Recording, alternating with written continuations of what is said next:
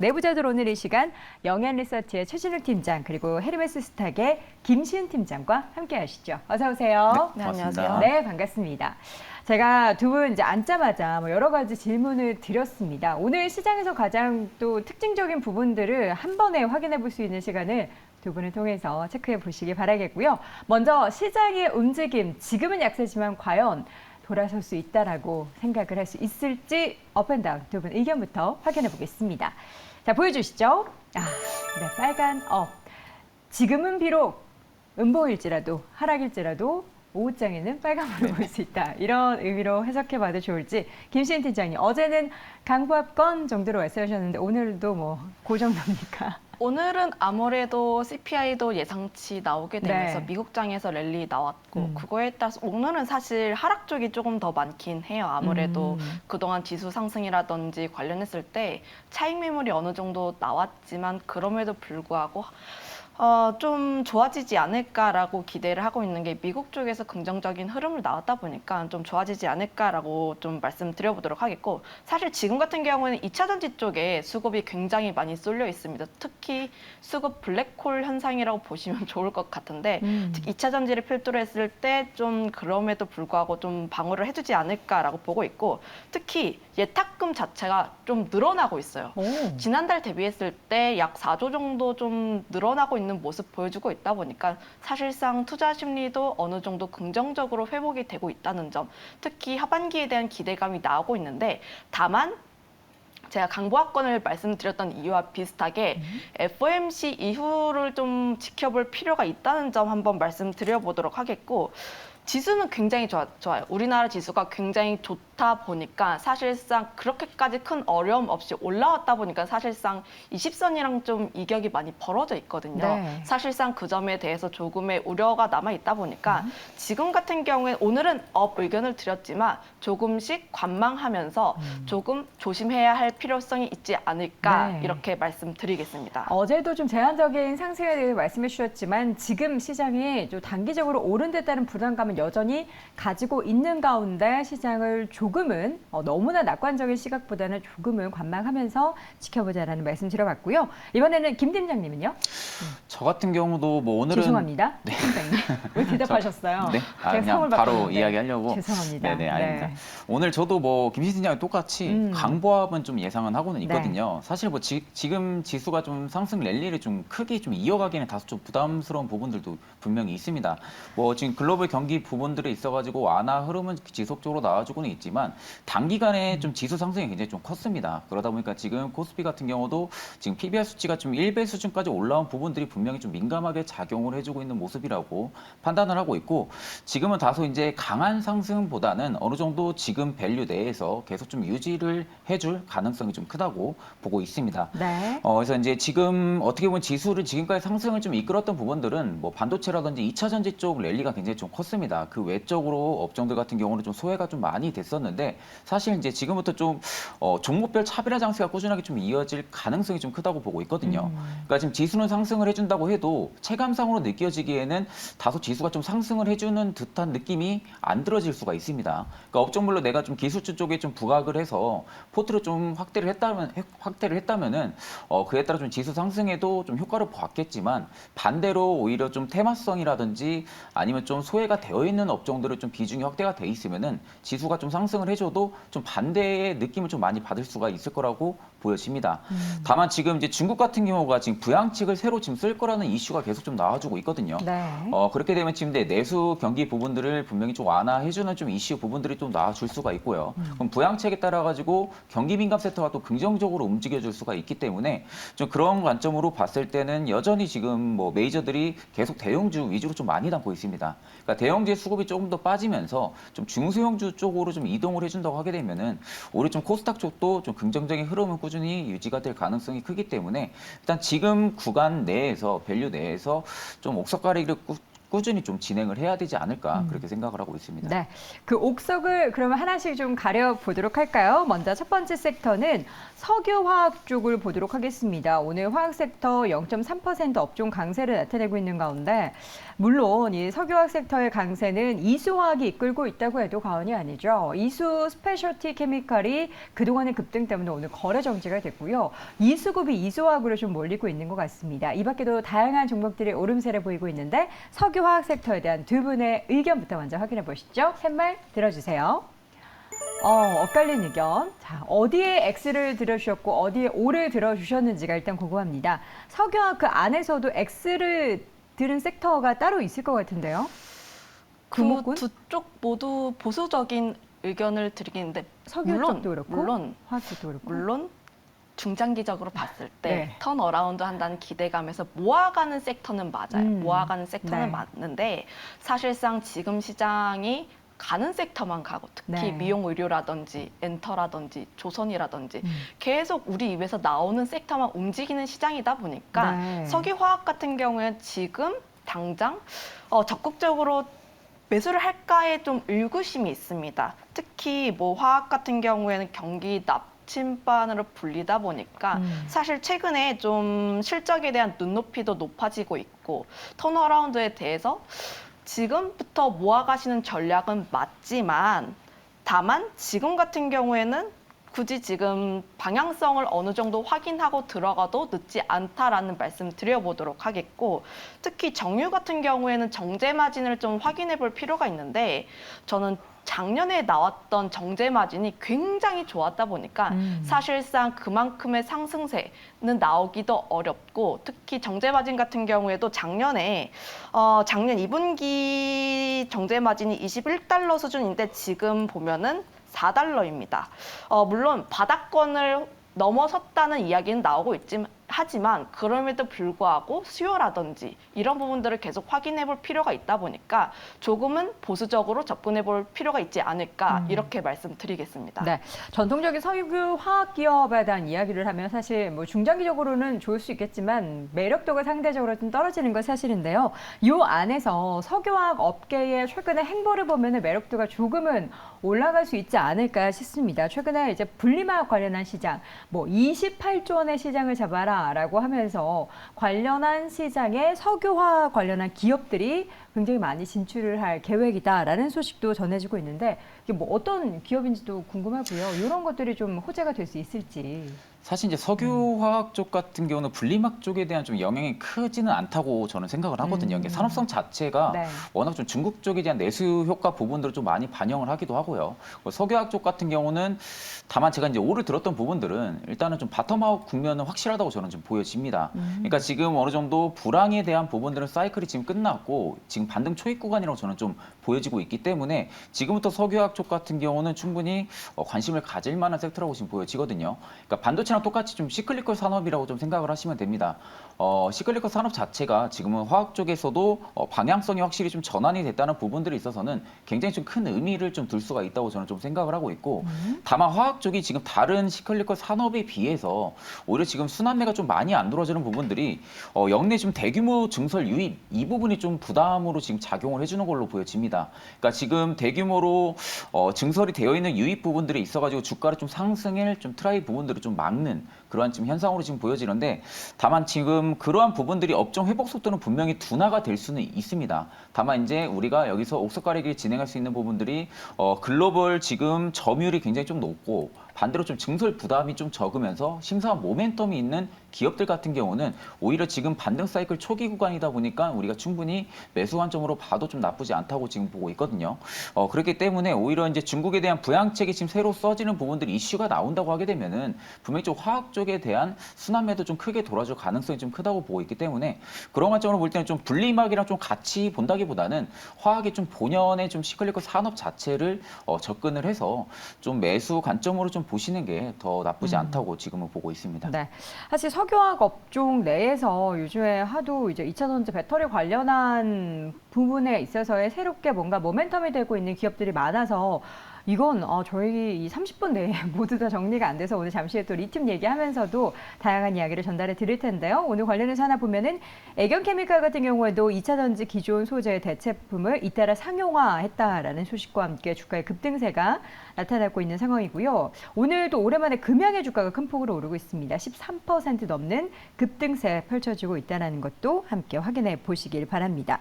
화학업종 내에서 그래도 이제 중장기적으로나 단기적으로 봤을 때 두 분이 보시는 종목들이 있으실 것 같은데 일단 김신 팀장님께서는 중장기적인 종목을 하나 꼽아주신다면 뭐가 좋을까요? 사실 토픽을 그렇게 고르고 싶진 않은데 이제 달라고 하셔가지고 본다면 너무 사실 솔직하신 거 아니에요? 석유라든지 화학 쪽을 봤을 때 겨우겨우 하나 찾은 거예요? 2차 전지 쪽이랑 연결되는 쪽을 보시는 게 더 맞지 않을까라고 네. 보고 있고 그중에서 롯데케미칼을 가지고 왔는데 실적에 대한 기대감이 그래도 있습니다. 네. 1분기 실적 같은 경우에 신장 컨센을 상회하는 모습 보여주고 있고 특히 뭐 자회사 롯데에너지 머티리얼즈 같은 경우에 기대감이 있다 보니까 2차 전지 관련했을 때 기대감이 어느 정도 있다라고 보시면 좋을 것 같습니다. 네.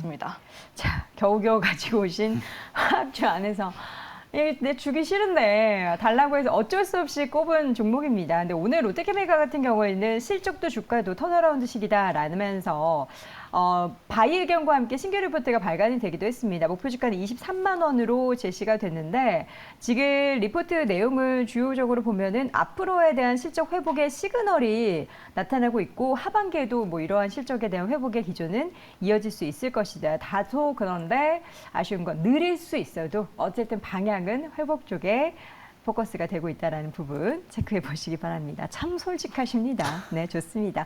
최준호 팀장님은 어떤 종목 꼽아주셨습니까? 저는 겨우겨우 이제 꼽은 겁니까, 이것도? 아닙니다. 좀 이제 자회사 네. 효과도 좀 볼 수 있고 좀 그러한 기업 LG화학을 좀 지금은 관심 있게 보셔도 좀 나쁘지 않을 네. 거라고 보고 있거든요. 지금 이제 LG화학 같은 경우도 올해 좀 석유화학 부분들의 적자폭을 좀 많이 축소를 했습니다.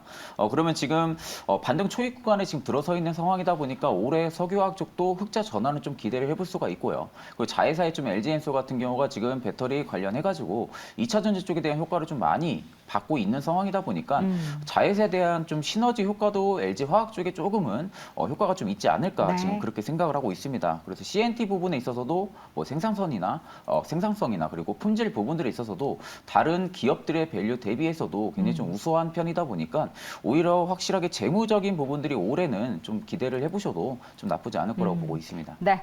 자, 이어서 연관성이 있습니다. 리튬 이야기를 해보겠습니다. 리튬은 개발적인 이슈들을 보면은 포스코 홀딩스 같은 경우에도 수산화 리튬에 대한 기대감이 나타나고 있고요. 어제 급등에서 제가 계속 이제 우리 하창모 부장님한테 이유 좀 찾아달라 했었던 현대글로비스는 리튬 관련한 그러니까 이런 2차 전지용 소재 관련해서 더욱더 기대감을 가질 만한 그런 소식들이 전해지면서 오늘 장에서도 주가 이어가고 있습니다.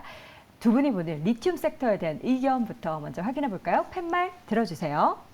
네, 있지 알았습니다. 리튬 관련해서는 최근 어떤 이슈에 가장 관심을 갖고 계십니까? 아무래도 이 리튬 같은 경우는 계속 관심 가질 수밖에 없는 게 너무 전기차 귀여우셔 우리 김신님. 네, 솔직하셔가지고. 네, 전기차 관련했을 때 아무래도 핵심 광물이라든지 이런 부분에 대해서 계속 이야기가 될 수밖에 없다 보니까 네. 계속 관심을 가져야 하는 그런 섹터다라고 보시면 좋을 것 같아요. 특히 지금 같은 경우에는 사실 테마성으로 움직이는 경우가 좀 많습니다. 네. 강원에너지라든지 좀 포스코 엠텍 같은 그런 테마성으로 움직이는 게 좀 더 짙지만 그럼에도 불구하고 중장기적으로 봤을 때 리튬에 대한 가격 같은 경우에도 계속 다시 반등하고 있는 모습 보여주고 있고 네. 최근에 나왔던 이야기를 보면은 특히 뭐 이상 기후로 인해서 리튬에 대해서도 좀 공급이 제한될 수 있다라는 이야기가 나오고 있습니다.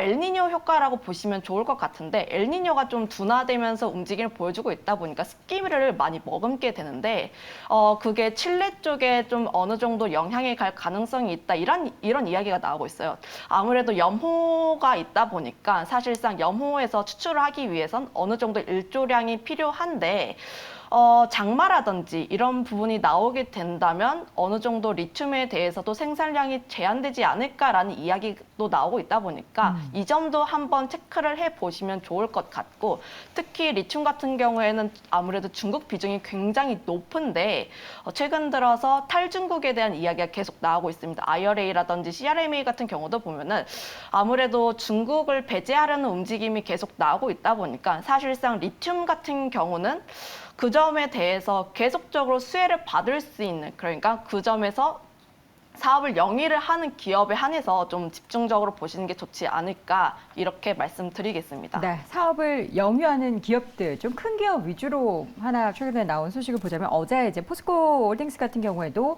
오늘장에서도 지금 강세를 보이고 있는데, 아르헨티나 그 염호에서 채취한 리튬을 이제 처음에 1차적으로는 그 무슨 리튬이죠? 탄산 리튬으로 만들고, 제가 아침에 공부하느라 힘들었습니다. 그걸 다시 수산화 리튬으로 가공을 하는 그 부분에 대한 부각이 되면서 이게 고성능 전기차로 주로 들어가는 것이기 때문에 굉장히 이 효율에 대해서 기대감을 가지고 주가도 함께 또 실적도 기대감이 있는 상황입니다. 포스코홀딩스가 지금 사실 굉장히 많이 올라와 있는 상황이긴 하잖아요. 근데 이런 모멘텀이 있다면 추가적인 상승도 기대할 수 있을 것 같은데 어떻게 보십니까? 사실 올해 포스코 그룹주들은 좀 시너지 부분들이 굉장히 좀 크지는 않을까라고 생각을 하거든요. 전반기 때는 어느 정도 시가총액을 좀 반영을 했던 주가 움직임이다기보다는 좀 기대감이 좀 많이 좀 올렸던 부분들인데, 사실 지금 포스코의 좀 자회사들이 굉장히 지금 신사업 부분들이 있어서 모멘텀이 좀 많이 다각화가 되고 있는 상황입니다. 그러다 보니까 어느 정도 좀 리튬에 대한 효과도 분명히 볼 수가 있는 상황이고요. 2차 전지 쪽에 대한 효과도 볼 수가 있고, 좀 골고루 좀 순환매가 좀 포스코 그룹주 쪽에 좀 많이 돌아주고 있는데, 사실 지금 경기 민감 섹터에 좀 주도로 많이 잡혀 있는 상황이다 보니까 뭐 포스코 스틸리온이라든지 그리고 이제 엠텍 같은 경우도 전기차가 계속적으로 성장을 하게 되면 결국에는 리튬 가격은 계속 상승을 해주거나 공급망 부족 현상들 때문에 계속 좀 품귀 현상이 또 일어날 수가 있거든요. 그러다 보니까 리튬 쪽에 대한 부각도 분명히 좀 일어날 수밖에 없는 상황이다 보니까, 사실 지금 포스코 그룹주들 같은 경우는 악재라기보다는 오히려 호재성이 너무 많지 않나라고 생각은 합니다. 네. 다만 주가의 움직임 자체를 우리가 지금 밸류로 접목을 시켰을 때 지금의 주가가 고평가인지 저평가인지 혹은 다시 포스코 그룹주의 재평가가 들어갈 수 있는 수준인지는 조금 더 주가 움직임은 봐야 되겠지만, 현재로서는 뭐 포스코 그룹주들은 저는 굉장히 좀 긍정적으로는 바라보고 있는 상태입니다. 네, 포스코 그룹주 외에도 최근에 현대글로비스 관련한 소식이 있습니다. 현대글로비스 오늘장에서도 현재 2% 넘게 강세고요. 어제 윗꼬리를 달긴 했지만 5% 넘는 상승세. 배터리 원자재 쪽의 트레이딩 사업의 진출 가능성이 지금 나오고 있고요. 저도 그래서 궁금해서 오늘 아침에 그 현대글로비스 리크루트 사이트에 들어가 보니까 굉장히 다양한 분야에 있어서의 그 채용 공고 중에서 4년차 이상의 경력직을 이 관련한 신사업 부문에 있어서 채용을 하더라고요. 그렇다면 이제 이게 가시화되는 건 시간 문제인 것 같은데, 현대글로비스 그렇다면 새로운 뭔가 모멘텀이 더 생길 수 있겠네요. 네, 아무래도 현대글로비스 같은 경우는 추가적인 모멘텀이 붙을 수 있다라고 보시면 좋을 것 같은데, 2차 전지 원자재 관련했을 때 이야기가 나오고 있고, 특히 최근에 포스코 인터내셔널이 계속 좋았던 흐름들을 보여주고 있잖아요. 네.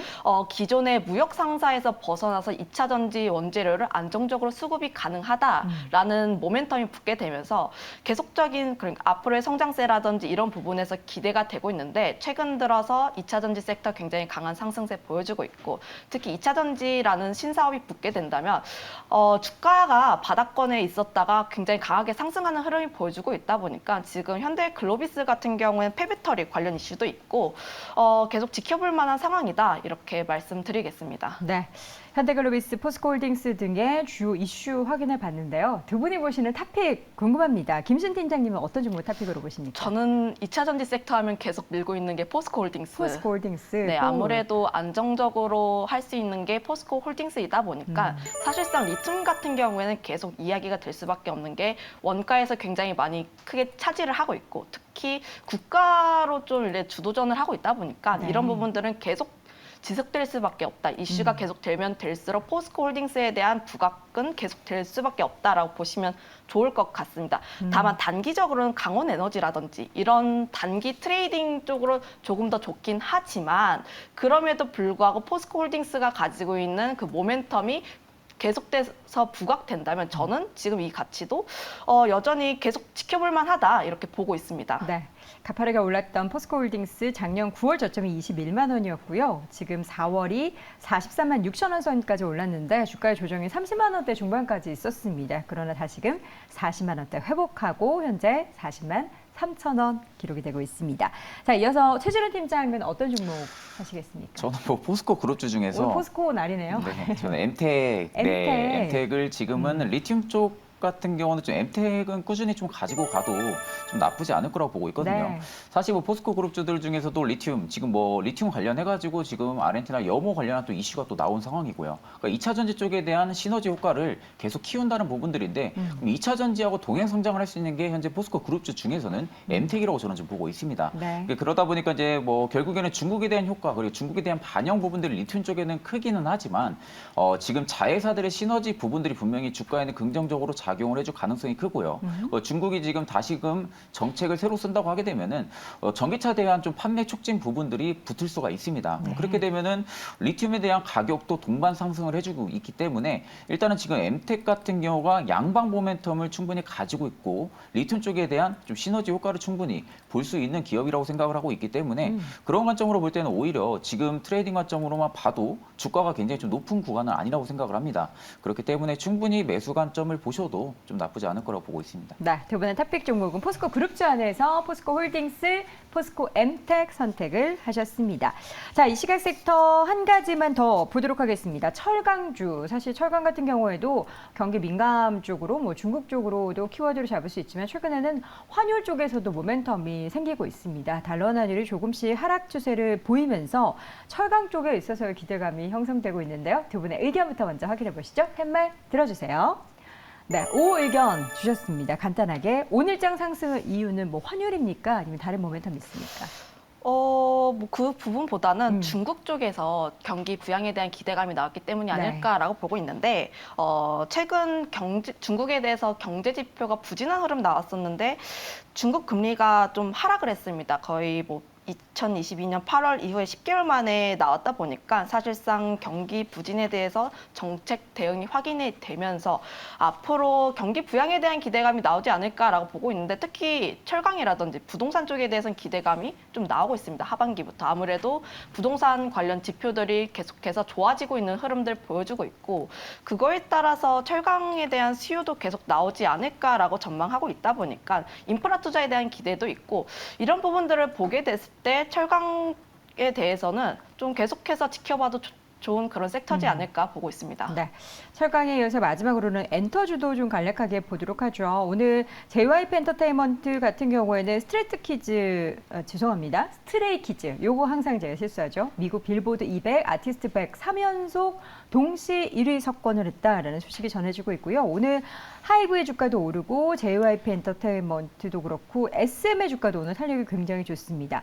두 분의 의견 먼저 확인해 보도록 하겠습니다. 팻말 들어주시죠. 엔터주 역시나 5 의견 주셨고요. 자, 최준호 팀장님. 엔터주 오늘 보니까 히든 섹터로도 엔터주를 꼽아주셨는데 저희가 네네. 시간 관계상 못 들어서 여기서 그냥 여쭤보도록 하겠습니다. 네네. 엔터주는 지금도 우리가 올라타도 될 섹터입니까? 저는 오히려 1분기는 엔터가 좀 비수기 영역이거든요. 네. 그리고 2분기, 3분기, 4분기부터가 본격적으로 아티스트들이 좀 활동을 하고 있는 그런 시기이다 보니까 네. 오히려 1분기에도 대부분 대형 업체들 보게 되면은 지금 컨센서스를 거진 대부분 다 상회를 했습니다. 그 부분들이 공연 매출이 반영이 돼서 상회를 했던 부분들이 아니라 그간 좀 비수기 부분들이 있어가지고 앨범이라든지 굿즈 부분들의 판매 비중이 늘어나다 보니까 매출액 부분들도 긍정적으로 나왔던 부분들인데 올해 2분기부터는 이제 플러스로 공연 매출까지 이제 더해지겠죠. 그러다 보니까 오히려 지금 매출적인 부분들을 꾸준하게 증가를 해줄 수밖에 없는 상황이라고 지금 보고 있고, 사실 지금 엔터는 이제 우리가 좀 접근을 할 때는 예전하고 좀 다르게 봐야 되는 부분들이 기존에는 기존 좀 유력 아티스트들이 어느 정도 모멘텀이 좀 많이 컸습니다. 엔터사에. 그런데 최근에 기존 아티스트들의 좀 악재가 나왔는데도 불구하고 주가는 생각보다 좀 많이 안 빠지거든요. 그러니까 그 부분들만 봐서도 신인에 대한 모멘텀 기대감이 굉장히 크다는 겁니다. 그러니까 올해 신인이 굉장히 강력한 모멘텀을 지금 엔터사들이 가지고 있다 보니까 지금 상황에서는 신인 모멘텀을 더 중요시 생각을 하는 걸로 판단이 되고 있기 때문에 네. 그중에서도 저는 좀 하이브를 좀 관심 있게 보고 있는 상황이고, 네. 뭐 간단하게만 말씀해드리면은 지금 하이브의 가동 IP 수가 한 7개 정도 됩니다. 근데 올해만 4개가 더 추가가 됩니다. 그럼 총 10개의 IP, 숫자를 가지고 활동을 하게 되는데 그렇게 되면 오히려 양적에 대한 성장을 충분하게 했다고 볼 수가 있겠죠. 네. 그렇기 때문에 하이브 같은 경우는 충분히 집중해서 보셔도 나쁘지 않을 거라고 보고 있습니다. 네, 참고로 우리 김시은 팀장도 탑픽 종목이 하이브였다라는 거, 두 분 모두 하이브를 탑픽으로 꼽고 있다라는 거 다시 한번 말씀드리도록 하겠고요. 오늘 내부자들은 여기까지 진행하도록 하겠습니다. 영앤리서치 최준욱 팀장, 헤르메스 스탁의 김시은 팀장 함께했습니다. 두 분 고맙습니다.